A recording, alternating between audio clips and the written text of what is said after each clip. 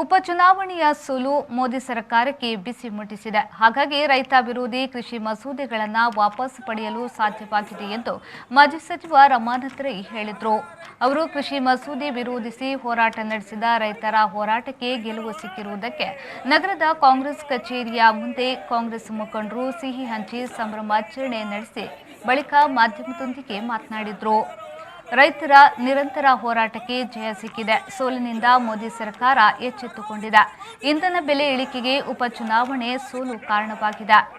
ರೈತ ವಿರೋಧಿ ಕಾನೂನನ್ನು ಹಿಂಪಡೆಯಲು ಸೋಲೆ ಕಾರಣ. ಮೋದಿ ಸರ್ಕಾರದ ದುರಾಡಳಿತ ದೇಶದ ಜನತೆಗೆ ಅರ್ಥವಾಗಿದೆ ಎಂದು ಹೇಳಿದರು. ಕೇಂದ್ರ ಸರ್ಕಾರ ತಂದಿರತಕ್ಕಂಥ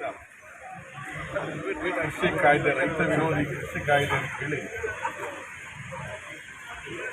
ಹೋರಾಟವನ್ನು ನಡೆಸಿ ಹತ್ರ 9 ತಿಂಗಳು ಕಾಲ 1 ವರ್ಷ ಹತ್ರ ಹೋರಾಟವನ್ನು ಮಾಡಿದ್ದಾರೆ. ಸರ್ಕಾರ ಹೋರಾಟಕ್ಕೆ ಯಾವುದೇ ರೀತಿಯ ಸ್ಪಂದನವನ್ನು ಕೊಡದೇ ಇರತಕ್ಕ ಸಂದರ್ಭದಲ್ಲಿ ಹೋರಾಟವನ್ನು ತೀವ್ರಗೊಳಿಸತಕ್ಕಂಥ ರೈತ ಸಂಘಟನೆಗಳಿಗೆ ಕಾಂಗ್ರೆಸ್ ಪಕ್ಷ ಸಂಪೂರ್ಣ ಬೆಂಬಲವನ್ನು ಘೋಷಣೆ ಮಾಡಿದೆ.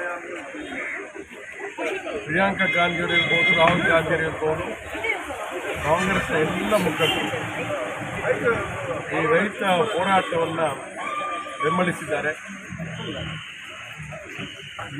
ರಾಜ್ಯಸಭೆಯ ಲೋಕಸಭೆಯ ಸದಸ್ಯರು ಕೂಡ ಈ ಹೋರಾಟಕ್ಕೆ ಕಾಂಗ್ರೆಸ್ ಪಕ್ಷದ ವಿಭಿನ್ನವಾದ ನಿರ್ಧಾರಗಳನ್ನು ಆಡಳಿತಾರೂಢ ಭಾರತೀಯ ಜನತಾ ಪಕ್ಷ ಮಾಡಿ ಈ ರೈತರ ಹೋರಾಟ ದಮನ ಮಾಡತಕ್ಕಂಥ ಪ್ರಯತ್ನವನ್ನು ಮಾಡಿದೆ. ಆದರೆ ಅದನ್ನು ದಮನ ಮಾಡಲಿಕ್ಕೆ ಅವರಿಗೆ ಸಾಧ್ಯ ಆಗಿಲ್ಲ. ರೈತರ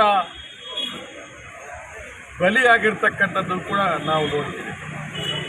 ಅಂತಿಮವಾಗಿ ಕೃಷಿ ಕಾಯ್ದೆಯನ್ನು ವಾಪಸ್ ಪಡೆಯತಕ್ಕಂಥದ್ದನ್ನು ಮಾಡಿರ್ತಕ್ಕಂಥ ಈ ಸಂದರ್ಭದಲ್ಲಿ ಕಾಂಗ್ರೆಸ್ ಮುಖಂಡರಾದ ಯುಟಿ ಖಾದರ್, ವಿಶ್ವಾಸ್ ಕುಮಾರ್ ದಾಸ್, ಕೋಡಿಚಾಲ್ ಇಬ್ರಾಹಿಂ, ಶಶಿಧರ ಹೆಗ್ಡೆ, ಲುಕ್ಮನ್ ಬಂಟ್ವಾಳ್ ಮೊದಲಾದವರು ಪಾಲ್ಗೊಂಡಿದ್ದರು.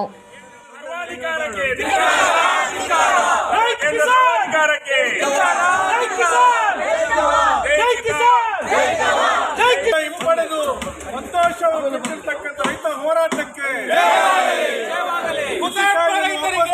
ಯಶಸ್ವಿಯಾದಂಥ ರೈತರ ಹೋರಾಟಕ್ಕೆ